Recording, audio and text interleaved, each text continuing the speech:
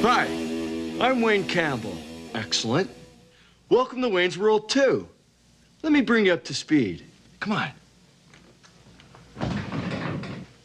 There's a lot to tell you, so let's take the scenic route. All right. Wayne's World 2 came about because Wayne's World 1 did well. That's how it came about. I think the just after the first weekend, after it broke records, box office records, I think then people went, well, there'll probably be a sequel. And I think people who hadn't been paying much attention to it before, because there wasn't much money in it, began to pay a lot more attention to it. When I heard that there's going to be a Wayne's World 2, I lobbied really hard and made sure that I was in Wayne's World 2, because sometimes they change the story and they get away from the original intent. In some ways, it would be more interesting than the first one because it's kind of eclectic and a little off-kilter, maybe a little more bizarre, and stretches the envelope a little bit. Good morning, darling. I'd worked with Steve Surjik on Kids in the Hall, and he'd done some remarkable work on the films for that show.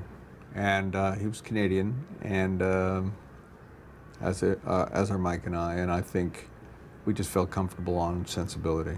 Working in television with comedians and actors was a very good background experience for working with people like Mike Myers, Dana Carvey, people that are comedians, that are writing their own material. I knew of him because he had worked with the Kids in the Hall up in Toronto, but I really got to know him on the movie. Really talented filmmaker, great guy, great sense of humor. Hard to walk into that franchise with all these voices around him. Did a really good job under hard circumstances, because we'd all done the first one, and he's coming in as the outsider in the second one. It's actually very similar to working in series television in a way. You come in, you're the new guy, you respect the relationships that are existing, and they're generally, respect you in return, and they certainly did, and they were both very, very, all of them were very, the Turners, the Myers, the Carveys, the Michaels, they all brought me in and made me part of their dysfunctional family. Wayne had ended pretty happy at the end of the first picture, so it was, what would the next challenge be? We're gonna put on a concert in Aurora. That's a great idea. Woodstock and the 60s have always been on my mind. I still think it's a ripoff that my teen rebellion years were in the late 70s and not the late 60s. You're serious about putting on a rock concert? Are you kidding? I'd give my right eye. For me personally, the Woodstock thing was kind of like an early sort of transition to Austin Powers with 60s stuff. To the Mirthmobile. The Mirthmobile! There had to be some progression out of the basement now that he had his own show. And everybody I knew growing up in Toronto who moved out of their parents' house ended up in this part of Toronto that was all factories. I used to laugh at everyone saying, oh yeah, my apartment used to be, they used to make chainmail. And my apartment used to be an auto body place. Because there's this thing that everyone ended up getting apartments that used to be factories. So we decided to make it a place that makes dolls' heads. So here we are in our new surroundings, the abandoned Acme Doll Factory in downtown Aurora, Illinois. Come on in. Nice digs, huh? Wayne, I would like you to meet my father. The kung fu fight with the father is my favorite part. James Hong plays my father in Wayne's World 2, and I, of course, an actress coming up, I've seen him everywhere. Like, every show that calls for an agent is like James Hong. Very seasoned actor, yeah. I think he must have done 300, 400, 500 films at this point. Perfect as my father. When they got into that sword fight, oh, that was crazy, over the top. He did some of his stunts. And I did none of my stunts. And I felt bad because I believe he's older than me. And he did a lot of, he did a couple of tumbles and stuff.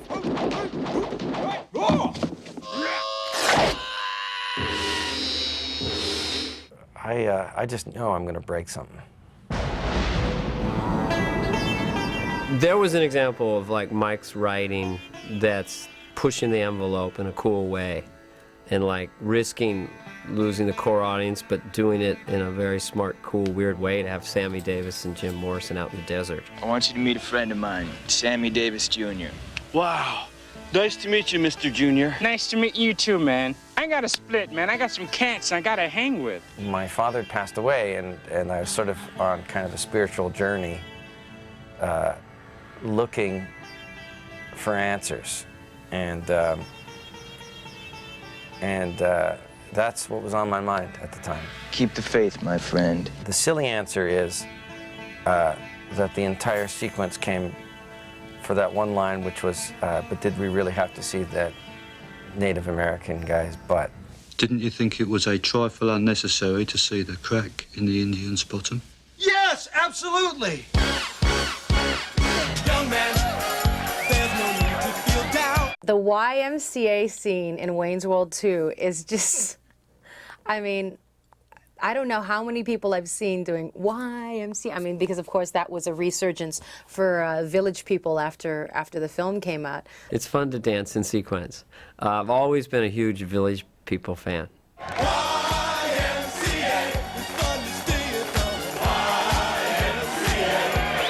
Christopher Walken is a charming bad guy, although in life he's a very charming good guy. That was a thrill, just to be in a scene with him talking at me. It was a thrill. Just look up, and Christopher Walken is actually acting with me. Bobby, can I ask you a question? What's it, Garth? A sphincter says what? You want me to say what? Like, I don't get it. Is that it? Chris Walken is someone who I watched act from just from a distance for years and years and years, and he has a certain mythological quality to him.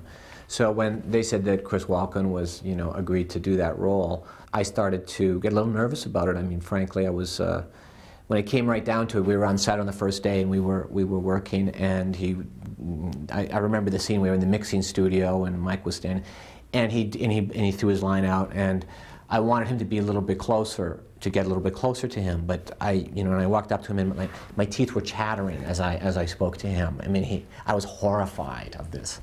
But he was the most gracious and the most insightful and open actor that I had worked with. Everybody has this whole image of Chris Walken as being really dark and spooky and creepy and everything, and I just think he's wacky. I just laughed all day long. He just has this funny way of putting things. His cadence is a little off when he speaks. I'm working with them. I'm still in this studio in Aurora. He's one of those people that's sort of a hidden treasure in comedy. When you have years and years of casting working for you, in the sense of somebody having played a villain, that people don't know that they can also do comedy, and almost invariably they can. To think that he was a Broadway dancer, and I said, "You sure you're gonna?" He's like, "Yeah." Lifts me up, spins me around. It was just hilarious. I swing dance with Chris Walken. I'm the luckiest girl in the world. He's he's a triple threat. He's actually a quadruple threat. The fourth one involves physical violence. Good night. I just kind of thought, well, maybe Garth gets a girlfriend. And then Kim Basinger called and said, can she play Garth's girlfriend? So I said, all right. I'm Honey, Horney. Nice to meet you, Miss Horny. That's Horney. It's French. Kim was someone who was like the most beautiful woman in the world, who was also a great actor, and she was suddenly coming onto set. When she came out of makeup after and wardrobe, this is a beautiful woman to begin with. When she came out of that room, she was resplendent. She was perfect. I'd never seen any skin like that in my life. I'd never seen anyone look like that in person. She was just like glowing. When you're around genetically perfect people who, like in the game of genetic roulette, they kind of got everything, like perfect leg, perfect eyes, you just feel so dumpling-esque, You just feel so just mushy and chinless.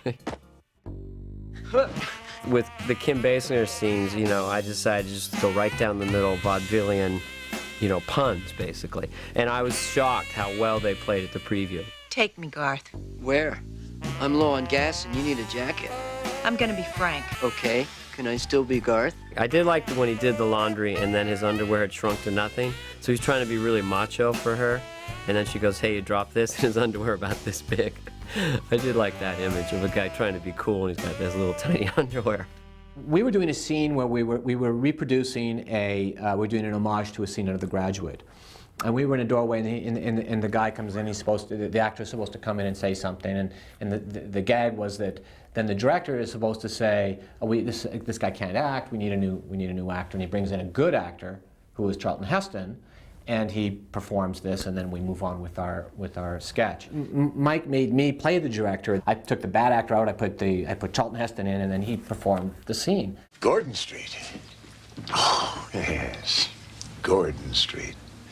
I once knew a girl who lived on Gordon Street a long time ago. It was a bit of an intimidating experience for me. Charlton Heston is over 6'2", and he towered over me, and I had to push him in the scene.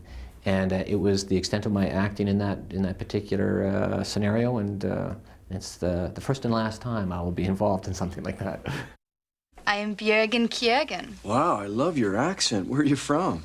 I'm from Sweden. I'm a big Drew Barrymore fan. I didn't know how we could get her into the movie, but Mike and Robin sort of solved that for us. I hope to make love to you in the near future.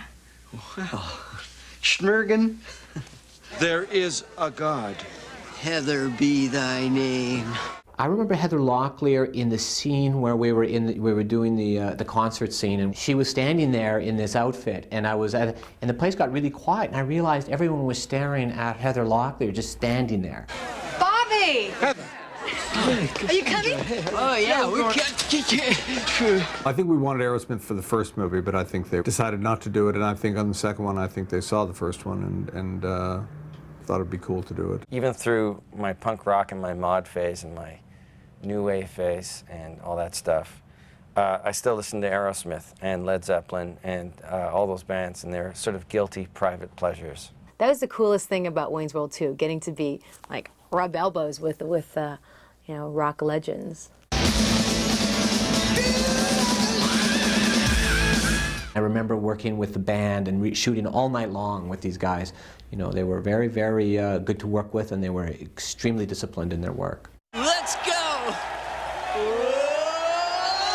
In the mosh pit of the concert, we had to have hundreds of stunt people because Mike was, you know, flipping on top of them, and we needed, for insurance reasons and for security reasons, we didn't want Mike falling through. We wanted big, strong guys to be able to hold him up. So remember, we had hundreds of stunt people. It's like 1,000 fingers urging you to let go. I'm having fun.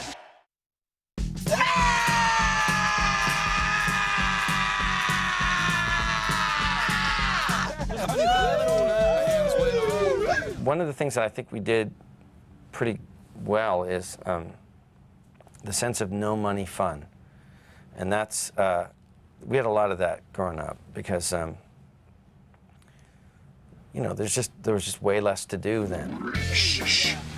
Yes, I'd rulers, ox, and a Makita cup.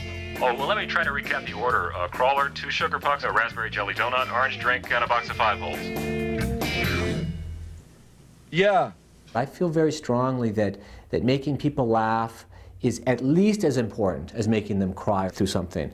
And I think that people really need to laugh, they enjoy laughing, and it's really a noble profession to make films that make people laugh. I promised myself I wouldn't cry. Party on! I'm unhappy. Help, Wayne! Wayne!